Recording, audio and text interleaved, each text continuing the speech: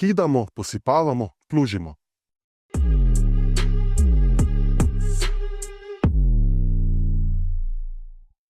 Ves Maribor, ne vsa Slovenija, ima že 2 dni le eno temo: kako dobro so delo letos opravile zimske službe.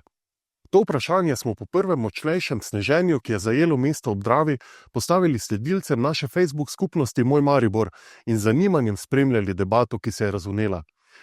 Medtem ko so nekateri tarnali, da pri njih ceste po delovni noči zimske službe niti enkrat niso bile očiščene in je bilo zjutraj vse poledenelo, so drugi pisali, da so bili Ningradovi delavci zelo pridni.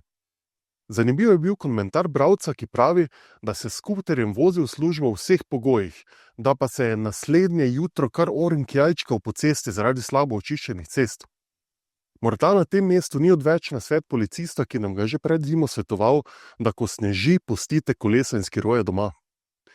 Zdi se, da so nad delom plugov precej bolj zadovoljni vozniki, manj pa prebivalci nad stanjem njihovih pločnikov. Na Ningradu so nam pojasnili, da posipavanje in pluženje cest poteka po natančno določenem načrtu, po prioritetah. Najvišje pa so seveda uvrščene glavne ceste in tiste, po katerih vozijo mestni avtobusi. Tako marsikatera ulica, ko je pri prioriteti v 3. razredu, še 2. ali 3. dan ni bila očiščena snega.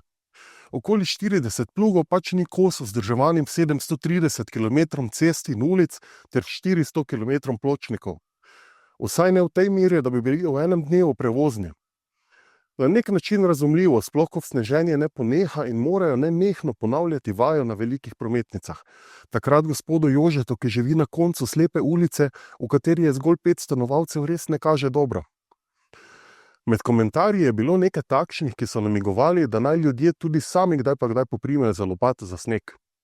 Res je, da se nemalo kje zanašajo na plužne enote, ponekod pa so stanovalci tudi starejši in bolni in bi bilo neprimerno od njih zahtevati to fizično naporno opravilo.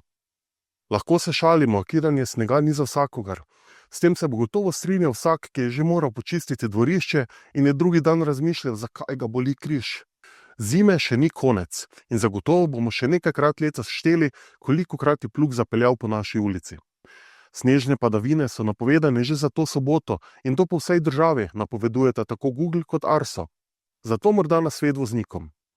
Tisti, ki svoje vozne sposobnosti precenjujete in vozite, kot da bi bile ceste suhe, stopite korak nazaj, upočasnite vožnjo in povečajte varnostno razdaljo.